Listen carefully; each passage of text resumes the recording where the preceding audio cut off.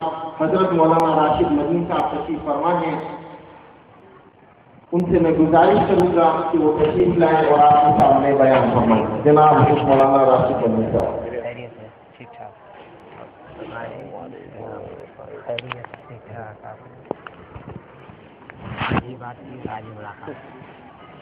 بالکل اللہ نے کرا۔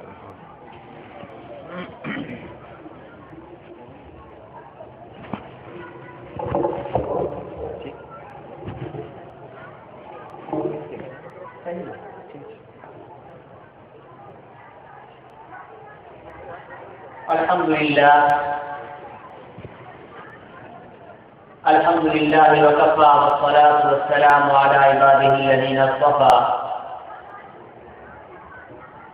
أما بعد فأعوذ بالله من الشيطان الرجيم بسم الله الرحمن الرحيم ما كان محمد أبا أحد من رجالكم ولكن رسول الله وخاتم النبيين وكان الله بكل شيء عليما وقال النبي صلى الله عليه وسلم أنا آخر الأنبياء وأنتم آخر الأمم أو كما قال صدق الله وصدق رسوله النبي الكريم ونحن على ذلك لمن الشاهدين والشاكرين والحمد لله رب العالمين۔ حج اچھا، زکات اچھی، روزہ اچھا، نماز اچھی، لیکن میں باوجود اس کے مسلمان ہو نہیں سکتا نہ جب تک کٹ کروں میں خواجہ بطحہ کی عزت پر خدا شاہد ہے کامل میرا ایمان ہو نہیں سکتا۔ اگر جنت میں جانے کا ارادہ ہو تمامی کا، اگر جنت میں جانے کا ارادہ ہو تمامی کا، تو گلے میں سوق ڈال لو محمد کی غلامی کا، تو گلے میں سوق ڈال لو محمد کی غلامی کا، کیونکہ محمد کی محبت دین حق کی شرط اول ہے، محمد کی محبت دین حق کی شرط اول ہے، اگر ہو اس میں خامی تو پھر سب کچھ نامکمل ہے۔ قابل احترام بزرگوں اور بھائیوں، آج اس حال کے اندر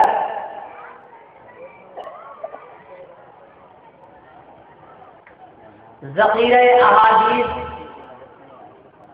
کی کتب میں سے سب سے معتبر ترین کتاب صحیح بخاری کا ختم ہے۔ میری بہت ساری بہنیں آج اپنے تعلیم مکمل کرنے کے بعد عالمات کی صف میں شامل ہونے جا رہی ہیں۔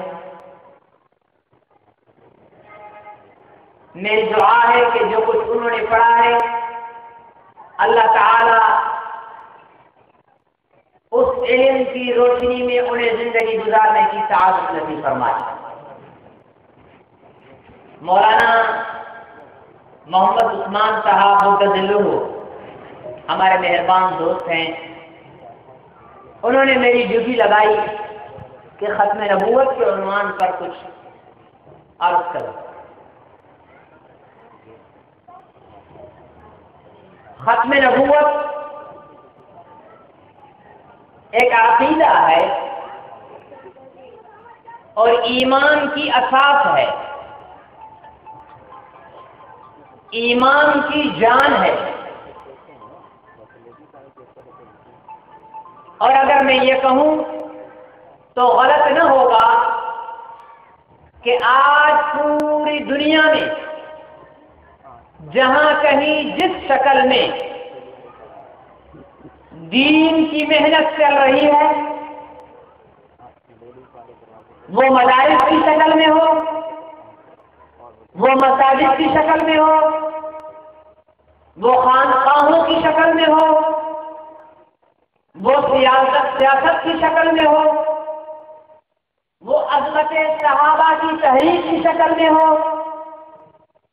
دین کی دعوت و تبلیغ کی شکل میں ہو یا واعظ و نصیحت کی شکل میں ہو، پوری دنیا میں جہاں کہیں دین کی محنت چل رہی ہے وہ سارے کا سارا صدقہ ہے حضور علیہ الصلوۃ والسلام کی ختم نبوت کا۔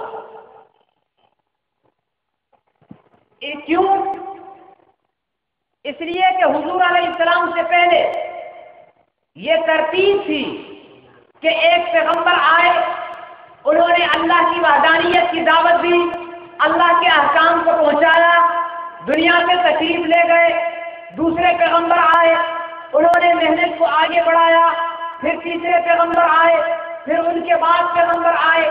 جب محمد عربی صلی اللہ علیہ وسلم دنیا میں تشریف لائے تو اللہ رب العزت نے اعلان فرما دیا کہ ما کان محمد ابا احد من رجالکم ولکن رسول اللہ وخاتم النبیین، حضور علیہ السلام کے آخری نبی ہونے کا اعلان اللہ رب العزت نے فرما دیا۔ اب سوال یہ پیدا ہوتا ہے کہ محمد رسول اللہ صلی اللہ علیہ وسلم اللہ کے آخری نبی ہیں، اس کا مطلب یہ ہوا کہ اب حضور علیہ السلام کے بعد کوئی اور نبی، جن کا عقیدہ ہے وہ زور سے بولیں کوئی اور نبی۔ ویسے صوفیانہ بیانات کرنے کے لیے بھی آئیں گے، میں نہ بیان کر رہا ہوں نہ واز کر رہا ہوں، نہ مجھے بیان کرنا آتا ہے نہ واز کرنا آتا ہے، میں تو ایک درد دل بیان کرنے کے لیے آپ حضرات کے سامنے کھڑا ہوا ہوں۔ مل کر بولیں کہ حضور علیہ السلام کے بعد کوئی نبی۔ عیسیٰ علیہ السلام نہیں آئیں گے کیا؟ ہاں جی، تو نبی نہیں ہوں گے وہ؟ چلو اس پر کسی موقع پر پھر بات کریں گے۔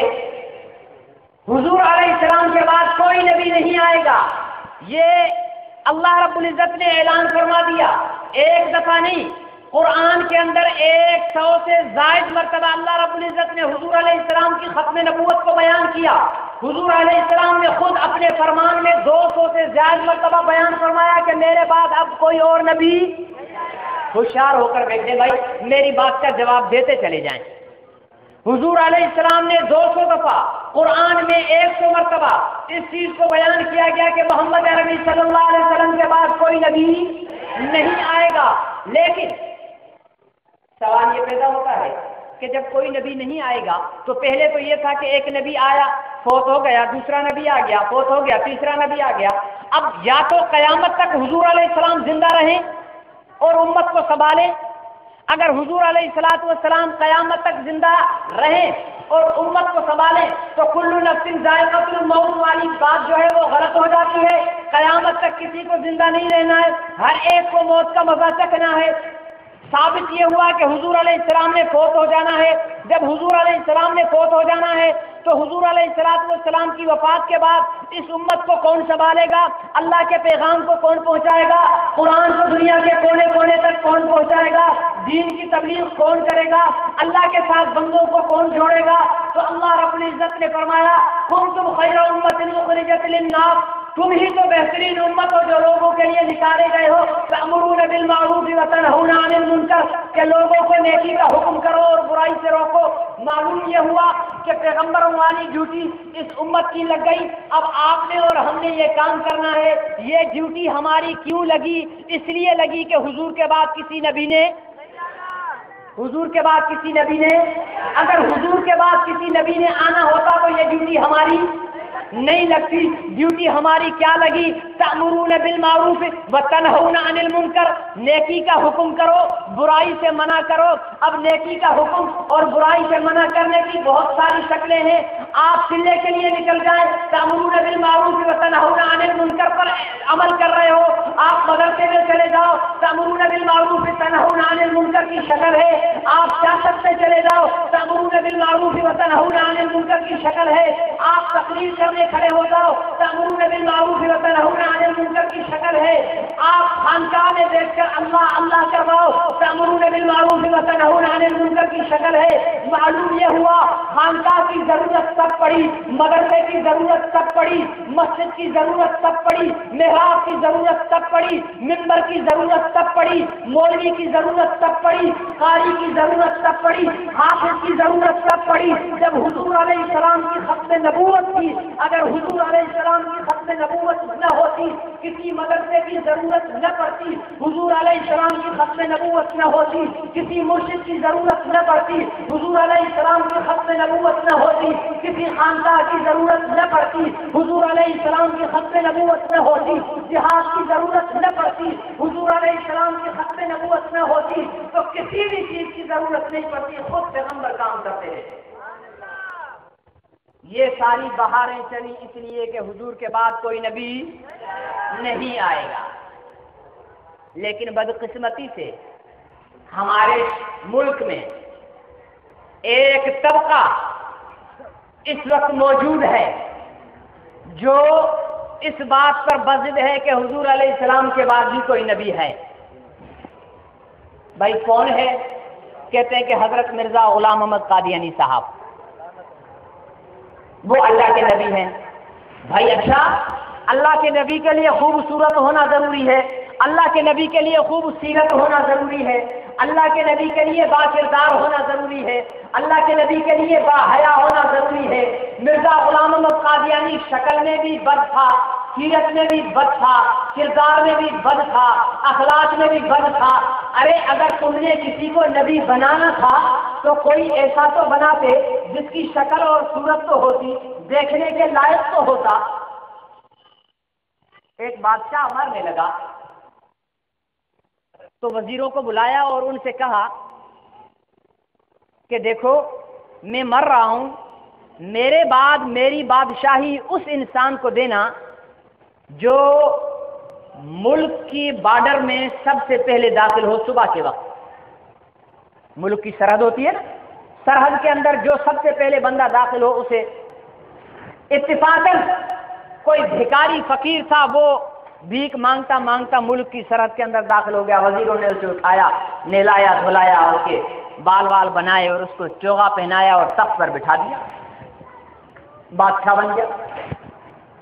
اب جب نشست ہوئی، اجلاس ہوا، جب نشست برخاست ہو گئی، میٹنگ ختم ہو گئی، تو پرانے زمانے میں بادشاہوں کا یہ معمول ہوتا تھا کہ جب اٹھنے لگتے تھے تو یوں بازوؤں کو کھول لیتے تھے، ایک غلام یہاں سے سہارا دیتا تھا، ایک غلام یہاں سے سہارا دیتا تھا، وہ اس سے زور لگا کے اٹھتے تھے۔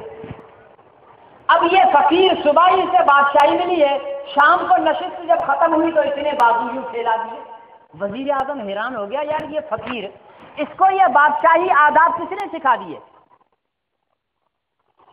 اس کو کس نے بتا دیا کہ تو ہاتھ بازو پھیلا تو تیرے کو غلام ہاتھ سے اوپر اٹھائیں گے؟ اجلاس ختم ہو گیا تو آخر میں وزیر اعظم اس کے پاس آئے اور کہا کہ جان کی امان ہو تو ایک سوال پوچھوں۔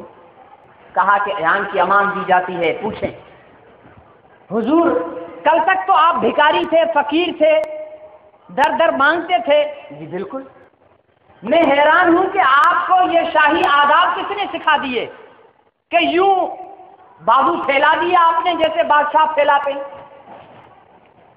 اس نے کہا بھائی جس اللہ نے مجھے اس تخت پر بٹھایا ہے اسی اللہ نے مجھے یہ آداب بھی سکھا دیے۔ اور قادیانی ہو، اگر اس الو کے پٹھے کو تم نے نبی بنانا ہی تھا تو اس کو نبوت کے آداب تو سکھائے ہوتے۔ نبی کبھی جھوٹ نہیں بولتا، بولتا ہے؟ جو جھوٹ بولے وہ نبی، جو نبی ہو وہ جھوٹ نہیں بولتا۔ جو حرام کھائے وہ نبی، جو نبی ہو وہ حرام نہیں کھاتا۔ جو نبی ہو وہ زنا، جو زنا کرے وہ نبی نہیں ہوتا۔ مرزا غلام احمد قادیانی جھوٹا بھی تھا، مرزا غلام احمد قادیانی نے حرام بھی کھایا، مرزا غلام احمد قادیانی زانی بھی تھا۔ سویرے ہو سکتا ہے کوئی قادیانی آپ سے کہے کہ مولوی نے مجتبیٰ گارڈن کے اندر کھڑے ہو کر ہمارے مرزا صاحب کو جھوٹا کہا، زانی کہا اور جناب والا حرام خور کہا۔ میں بغیر جذبات کے ٹھنڈے دل کے ساتھ دعوے سے یہ بات کرتا ہوں، میں پھر دوہراتا ہوں، مرزا غلام احمد قادیانی جھوٹا تھا، مرزا غلام احمد قادیانی حرام خور تھا، مرزا غلام احمد قادیانی زانی تھا، اور چوتھا بھی الزام لگاتا ہوں مرزا غلام احمد قادیانی شرابی تھا۔ اگر قادیانیوں میں اخلاقی جرأت ہے تو میرے ان 4 دعووں کو چیلنج کریں دنیا کی کسی بھی عدالت میں جا کر، لیکن مجھے یقین ہے قادیانی زہر کا پیالہ پی لیں گے، پیٹھ پیچھے گڑ گڑ کرتے رہیں گے، لیکن سامنے آ کر بات کرنے کی جرأت نہیں ہوگی۔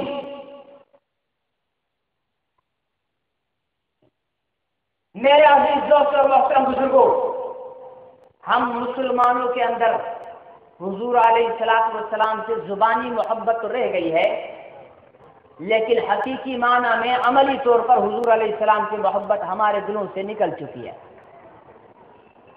ہم تقسیم ہو چکے ہیں، یہ فلانا مسلک، یہ فلانا مسلک، یہ فلانی تنظیم، یہ فلانی تنظیم، یہ فلانی جماعت، یہ فلانی جماعت، یہ فلانا قائد، یہ فلانا قائد، یہ پرانا رہبر، یہ پرانا رہبر۔ میں کہتا ہوں قائد صرف محمد رسول اللہ، یا غلط ہے؟ قائد صرف جن کو محمد رسول اللہ کی قیادت قبول ہے وہ پوری محبت کے ساتھ حضور علیہ السلام کا نام لیں۔ قائد صرف، رہبر صرف، رہنما صرف، اور اس کے بغیر چارہ بھی نہیں۔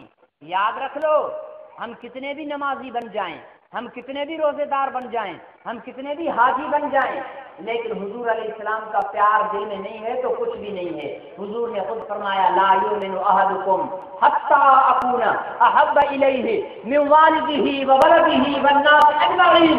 تم میں کا کوئی شخص اس وقت تک مسلمان نہیں ہو سکتا جب تک کہ وہ مجھ سے پیار نہ کر لے۔ کتنا پیار؟